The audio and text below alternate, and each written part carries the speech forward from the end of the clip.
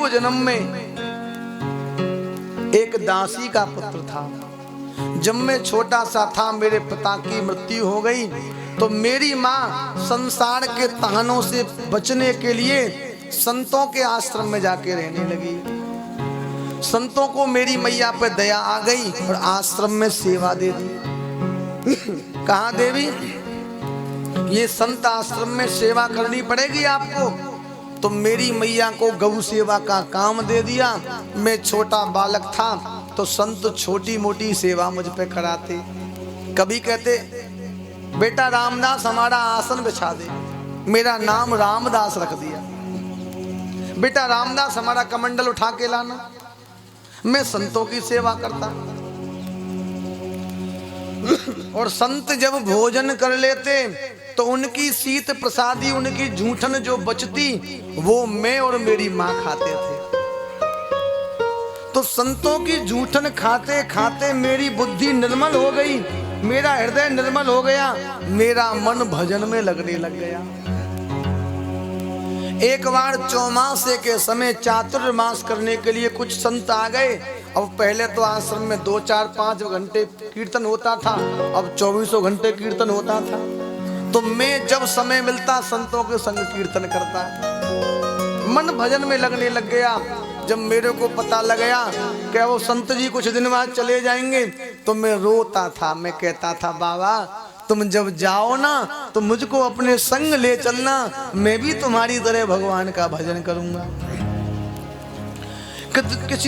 किंतु एक दिन मेरी मैया को पता लग गई कि मेरा बेटा तो इनके संग जाना चाहता है और यही मेरे जीने का सहारा है। तो सज्जनों, बच्चा रामदास की मैया एक दिन रात्रि में संतों के पास जाके रोने लगी। बाबा ये तो अबोध बालक है, नहीं जानता, किंतु मेरे जीने का मात्र एक सहारा ये बालक है। अगर आप इसको ले जाओगे तो मैं तो जीते जी मर जाऊंगा, इसलिए आप इसको मत ले जाओ। संत जी ने मेरी मैया को समझा दिया और जब संत जाने लगे तो मुझसे कह गए बेटा पहले संसार का धर्म ये है कि माँ बाप की सेवा करना और उसके बाद जब माता पिता ना रहे तो उनका अंतिम संस्कार इत्यादि करके तब भजन करना।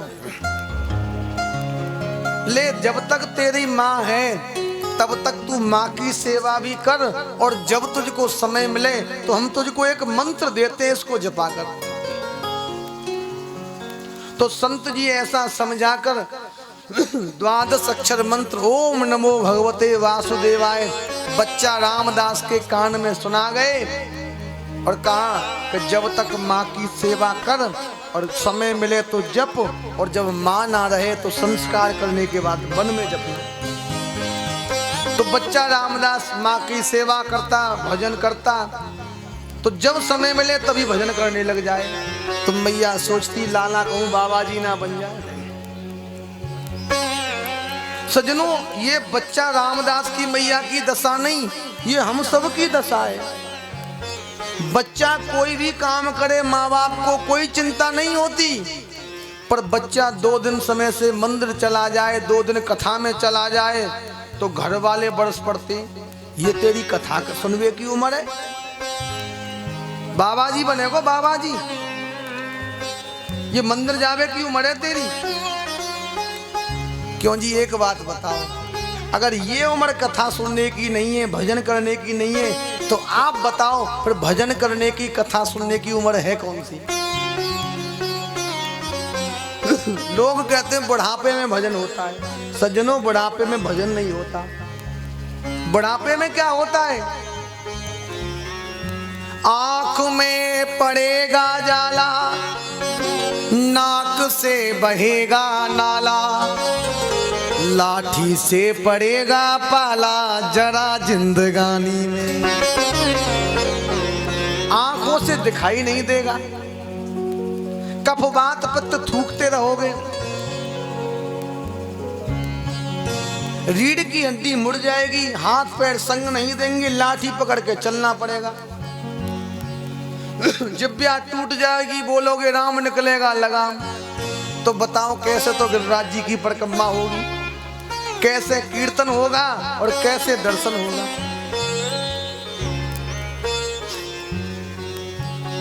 सज्जनों, आप चाहते हो कि कोई वृक्ष उस आकार में हो जाए जिस आकार में तुम चाहते हो, तो वृक्ष जब छोटा सा होता है ना, हरा होता है, तभी से वो माली उसको मोड़ता है, तभी से मोड़ता है। और धीरे धीरे धीरे धीरे समय आने पर जैसे माली ने मोड़ा, वो वृक्ष बड़ा होके वैसा ही बन जाता है।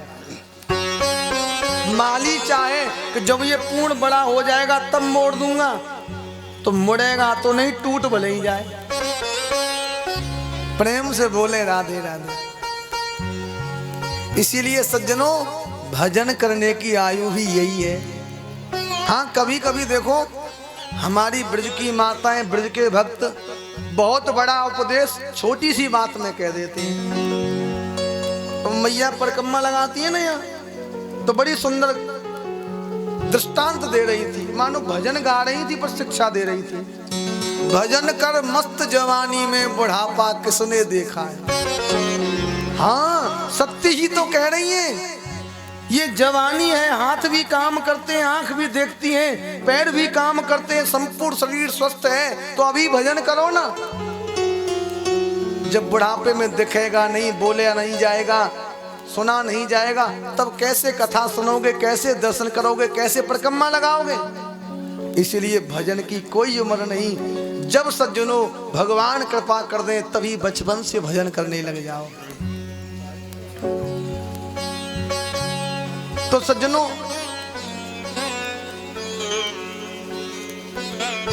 बच्चा रामदास की मैया देखती भजन कर रहा है तो कभी कभी बड़ा बुरा लगता बच्चा रामदास तो मैया भजन में से उठा देती।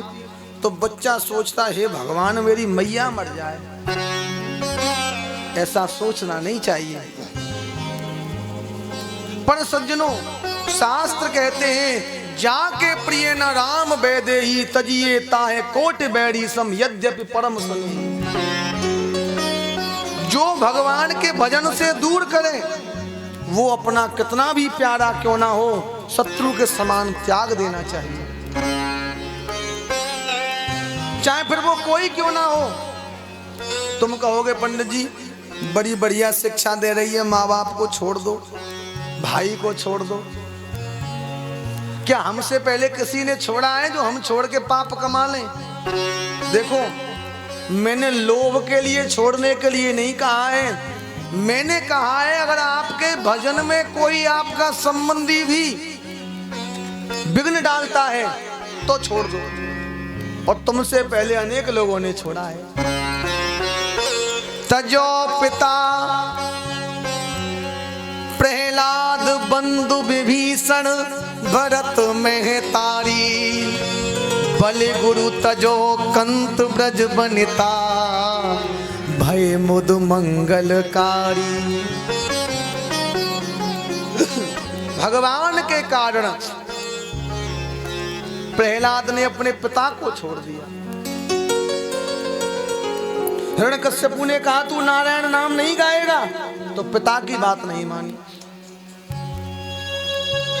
भरत की मां ने राम का विरोध किया तो भरत ने कभी भी कैकेयी को मां नहीं कहा।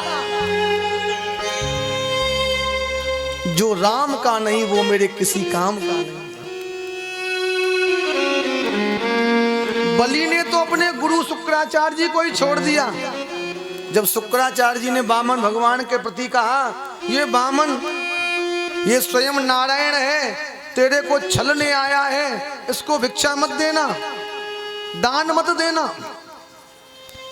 तो बलि ने गुरु को ही छोड़ दिया। गुरुदेव तुमने तो गुरु के नाम को लजा दिया। मैंने सुना है गुरु गोविंद दोऊ खड़े, काके लागू पाए, और बलिहारी गुरु आपकी जो गोविंद दियो मिलाए। अरे गुरु तो गोविंद से मिलाते हैं, पर आपने तो गुरु के नाम को कलंकित कर दिया। गोविंद के मिलन में बाधा दे रहे हो, तुम गुरु नहीं हो सकते, छोड़ दिया।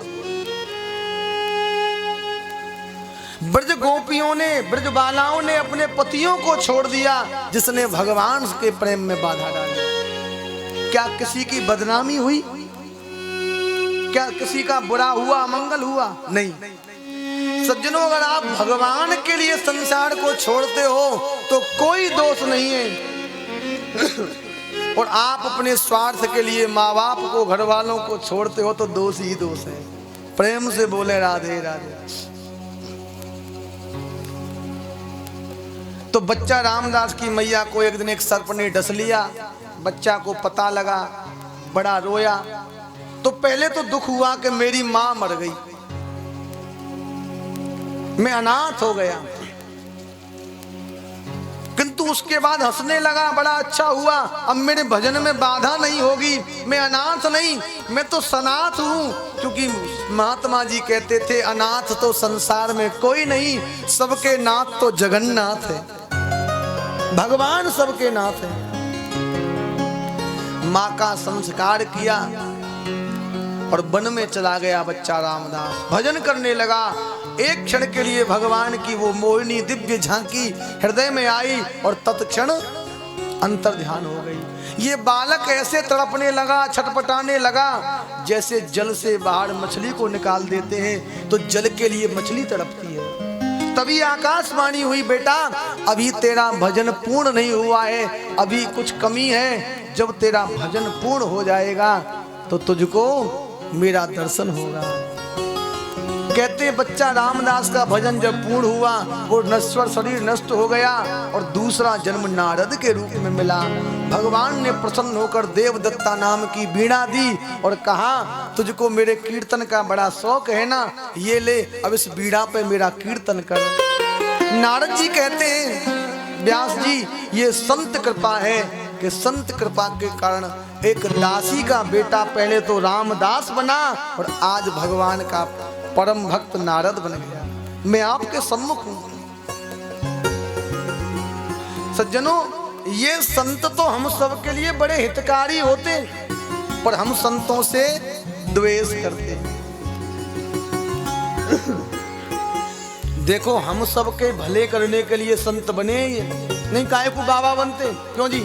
बढ़िया विवाह करके गृहस्थी बसा के रहते। हम सबका उद्धार करने के लिए ये जीवात्मा संत बने।